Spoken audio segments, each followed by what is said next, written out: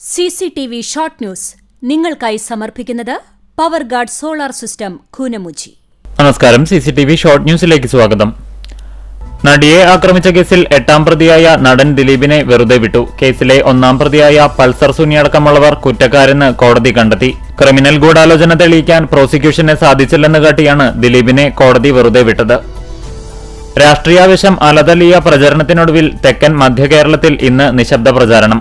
തിരുവനന്തപുരം, കൊല്ലം, പത്തനംതിട്ട, ആലപ്പുഴ, കോട്ടയം, ഇടുക്കി, എറണാകുളം ജില്ലകൾ നാളെ വിധി കുറിക്കാൻ പോളിംഗ് ബൂത്തിലെത്തും. തൃശൂർ ഉൾപ്പെടെയുള്ള വടക്കൻ ജില്ലകളിൽ നാളെ കൊട്ടിക്കലാശം. വ്യാഴാഴ്ച പോളിംഗ്, ശനിയാഴ്ച ജനവിധി അറിയാം. ഗുരുവായൂർ ചൂൽപ്പുറത്ത് ടിപ്പറും മണ്ണുമാന്തിയന്ത്രവും കൂട്ടിയിടിച്ചുണ്ടായ അപകടത്തിൽ ബസ് കാത്തു നിന്നിരുന്ന സ്ത്രീ മരിച്ചു.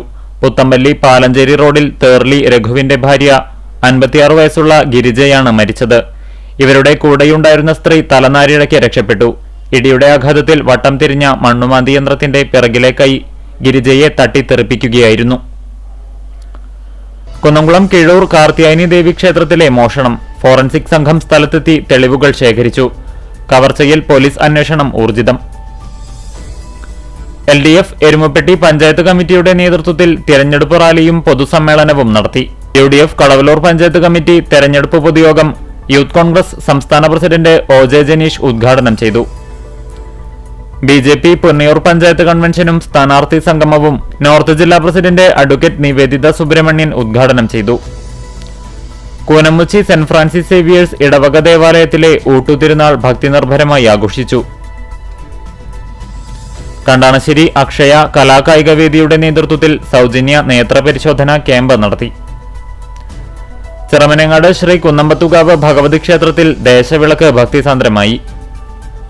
All Kerala tailors association Kandanassery area കമ്മിറ്റിയുടെ കീഴിലുള്ള ചേലൂർ യൂണിറ്റ് കൺവെൻഷൻ നടന്നു. ലോക മണ്ണ് ദിനത്തോടനുബന്ധിച്ച് Ponniyoorkulam Cherai government UP school വിദ്യാർത്ഥികളും അധ്യാപകരും ചേർന്ന് അണ്ടത്തോട് കനോലി കനാൽ പരിസരത്ത് കണ്ടൽ ചെടികൾ നട്ടുപിടിപ്പിച്ചു. കടവല്ലൂർ പൊറവൂർ ശിവവിഷ്ണു ക്ഷേത്രത്തിൽ തത്വമസി വിളക്ക് കമ്മിറ്റിയുടെ നേതൃത്വത്തിൽ ദേശവിളക്ക് നടത്തി. Kallumpuram Christian cooperative fellowship 2026 calendar പ്രകാശനം ചെയ്തു. Kadavallur saint Paul's Marthoma church വികാരി ഫാദർ ലിനു ജോർജ് പ്രകാശനം നിർവഹിച്ചു. CCTV ഷോർട്ട് ന്യൂസ് നിങ്ങൾക്കായി സമർപ്പിക്കുന്നത് power guard solar system Koonamuchi. ഇതോടെ ഷോർട്ട് ന്യൂസ് സമാപിക്കുന്നു. കൂടുതൽ വാർത്തകൾക്കും വിശേഷങ്ങൾക്കും ഞങ്ങളുടെ web page, Facebook page, YouTube എന്നിവ സന്ദർശിക്കുക. തത്സമയ വാർത്തകൾക്കായി www.cctv online.tv സന്ദർശിക്കുക. നമസ്കാരം.